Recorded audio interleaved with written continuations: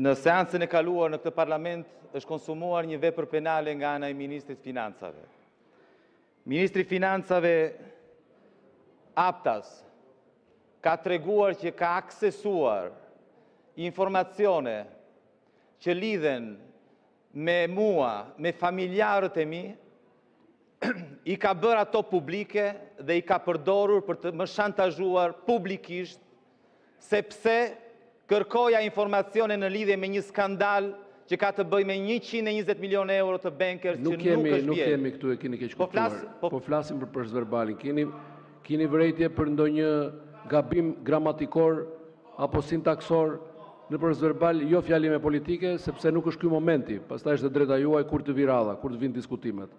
Unë mendoj, zoti kryetar, që ju duhet të shqetësoheni më shumë për atë që ka ndodhur në këtë parlament dhe jo të merreni me mua për cilën fjalë po e kam marrë kërkoj të flas. E kam fjalën, zoti kryetar, për faktin që ministri jo vetëm më kërcënoi, po përdori dhe një fjalor të shëmtuar për të cilin nuk mban përgjegjësi dhe mungon në këtë proces verbal. Duhet që proces verbali të korrigjohet, mos të shënohet vetëm çfarë thash unë, por të shënohet edhe çfarë tha ai. Nuk mund të vazhdoni në këtë mënyrë duke përdorur kuvendin thjesht sikur ta keni pron private. Nuk mund të vazhdohet në këtë mënyrë. Falsifikoni proces verbalet, falsifikoni mbledhjet e sekretariatit për etikën, merrni vendime në kundërshtim me rregulloren. Ka një rregullore, zoti kryetar, që parashikon që antarët e sekretariatit të jenë 6 dhe jo 5, dhe jo vetëm kaq, po 3 antarë të jenë të majorancës dhe... Në proces verbal keni censuruar fjalit të tëra për shkak të tmerrit që keni nga fjala ime. Por ato i kam dëgjuar qytetar dhe nuk është ky qëllimi pse marr fjalën. Qëllimi pse marr fjalën është se gjithçka lexuat ju aty. Nga e para tek e fundit është një sfidë, është karshillek, është përçmim për protestën e qindra mijëra shqiptarëve, të cilët kanë një agjendë ndër më të drejtën që ka patur ndonjëherë, agjendë që u mbështet fuqimisht nga Parlamenti Evropian dje, agjendë e cila ky parlament nuk mund të ketë trajtoj çështje tjetër përveç agjendës së qytetarëve në protestën më madhështore në historinë e këtij vendi. Ndaj dhe tërhiq rendin e ditës, t'i rikthehemi agjendës, mendoj se ky është detyrimi absolut i këtij parlamenti në mënyrë që të mos përfundojë dhe ky aty ku e meriton sa më shpejt. Deputet dhe deputet, të dashur qytetar dhe qytetar që ndiqni këtë seancë, e cila përbën një akt cinik, një akt të vërtet lufte ndaj atyre 10 mijëra, 100 mijëra qytetarëve që kanë pushtuar rrugë dhe sheshet e Tiranës në mbrojtje të rendit kushtetues, në mbrojtje të ligjeve shqiptare dhe ndërkombëtare, në dhunim të dhunuara në mënyrë flagrante nga Edi Rama dhe klanet e tij me pushtet dhe në podrumet e karteleve të drogës. Janë 18 ditë të papara në historinë e Shqipërisë, kur ndonjëherë shqiptarët nuk janë derdhur në rrugë dhe sheshet e kryeqytetit tyre në emër të asaj përgjegjësie, që është përgjegjësia e lartë, më e lartë, pas përgjegjësisë para Zotit, përgjegjësisë qytetare. qytetarë dhe rinia shqiptare kanë mbushur sheshe dhe rrugë të Shqipërisë absolutisht, jo kur si një lëvizje fashiste, apo antisemite, apo antitrampiste, jo dhe jo. Ata kanë mbushur rrugë dhe sheshet kundër një diktaturë autoritare që shkelmon, që zvarrit, që shkelmon të drejtat e njeriut dhe zvarrit qytetarët paqësor, kundër një diktaturë autoritare që ka ndërtuar në Shqipëri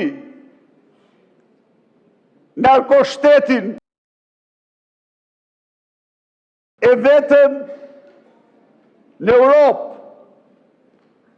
A e kuptoni ju si jeni tani? Unë shoh ku i keni pozicionet në piramidën e narkoshtetit ju. Se janë trafikantët, janë biznismenët, por në kryen e ju, a e kuptoni apo jo, se çfarë ndodh, pse janë ata njerëz në shesh, pse janë ata, vetëm Gjika me Alin, kanë vizur 50 ton kokainë, të paktën 7 miliard euro. A i shifni ju ndërtimet dhe një gjoj do të them një gjë këtu. A Altin Toplini,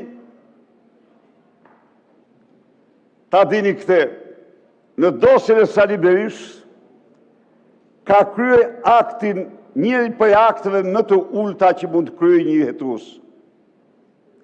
Ka publikuar, ka bërë publik, emrat e 3 fëmijëve me autizëm. Asnjë nën, asnjë baba nuk do donte kur të shihte emrin e fëmijës tij me autizëm në mediat e vendit. Dhe pse i publikoj, thoni ju? Sepse vajza dhe djali im sponsorizonin familjet e atyre që si njëtin fare, po i paguonin shpenzimet në qendrën e autizmit, të cilën e drejton bashkëshortja ime, dhe këte e drejton për 20 vitësh pa asnjë shpërblim. E drejton vullnetarisht. Dhe këte ky Dumani i juaj e konsideronte konflikt interesi dhe korrupsion, se po paguonin 3 fëmijë. Fëmijët e mi, 3 familje të, si që paguajnë shumë biznismen dhe familje tjerë, njerëzit të nevojë. Kurse tani, ky Duman, që mund të vesh 100 epitete, po se prishgojnë, fshe emrin e Engjëlla Gaçit, fshe emrin e Olsi Ramës, fshe emrin e Damian Gjiklurit, të cilët ishtin delegata e ti. Damian, tani edhe po s'ke qenë të gjithë për t'ju thonë.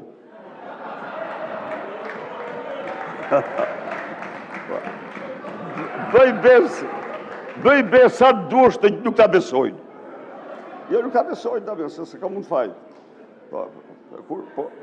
Pra, fshe emrat e këtyre, dhe ata janë me fotografi, janë me film, janë me video, janë me zë. Shikoni tani. Dhe kush është tani fashisti? Kush është stalinisti? Qytetari që proteston në rrugë për të drejtat themelore, se pa që një qytetar që u zvarrit sikur të mos ishte njeri, qytetari që proteston në rrugë, sepse në një dosje, në një zonë të mbrojtur, dosja ka zero transparencë, sepse kërkon të shojë senatorin e Tiranës dhe nuk e gjen kumë, sepse kërkon të shojë impiant e ujrave të zeza të Tiranës dhe janë $120 milion të zhdukura, sepse kërkon të di si u bëhe Edi Rama me sarajet 720 metrat themelet gjata, më të gjata se presidencia e Republikës, dhe kopshtin 8500 metër. E kuptoni apo jo? Dhe ai zhduket në parlament. Dhe këta mbrohen, dhe du them tjetër çfarë po bëjnë. Belindën po e përgatit për arati. Cili nga ju ka shoqëruar Belindën? Cila nga ju në skafe, në udhëtimet e saj në Greqi me skafe? Do dilni, se kujtoni ju se deti nuk ka sy. Edhe deti ka sy. Ja u themur ju, dhe ai po pret të kaloj dhe pak që ta arratis Belindën. Ndaj dhe skapi i partisë nuk lëshon, nuk e sjell. Bërë sikur e sjell, po jo nuk e sjell mandat arrest e saj për s'dyti. Jo, rrënit qetë, nuk e keni këtu. Nuk e sjell, se ajo po përgatit me ikë, a më thonë. Ku e keni Argaçin? Ku janë? Ku janë? Ku është e në fuga? Ku janë? Ku i keni të arratisurit? Ata që po protestojnë janë herojt vërtet. Ata janë herojt e vërtet të këtij populli. Dhe lëvizja e tyre, ai të fshihet, se s'vjen parlament. Të fshihet, dhe ju mashtroni. Ju them unë ju. Mendoni se Parlamenti Evropian jo i damkos, mos gënjeni shqiptarët. Sigurisht, amandamenti që atakonte presidentin Trump nuk u lejue, edhe i përgëzoj ata. S'është lëvizje anti-Trump kjo. Kjo është lëvizje për shtetin ligjor, për transparencen, për ligjin ndërkombëtar. S'ka asgjë të përbashkët as me anti-president Trump, as me anti-zionizëm, as me asnjë nga këto. U përpoqe Edi Rama t'ja jap të gjitha. Përfundoni fjalin, ju lutem. Kam 3 minutat lexoje të procedurës. Pra, jo, nuk kemi të procedura, përfundoni fjalin. Zotri dhe njerë, të nërpresim çdo gjë, të merremi me kërkesat dhe Parlamenti Evropian kërkon me urgjencë tërheqjen e ndryshimit të ligjeve që janë bërë në këtë parlament.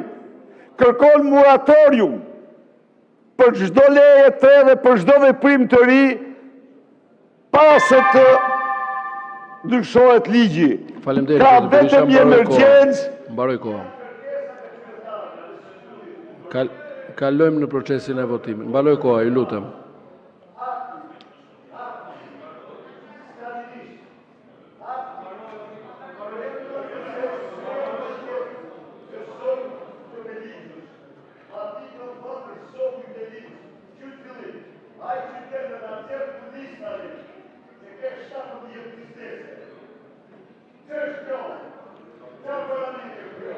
Mbaroj koha, zoti Berisha, ju lutem uluni të vijojmë me procesin e votimit. Ka kohë, më lejmë ose...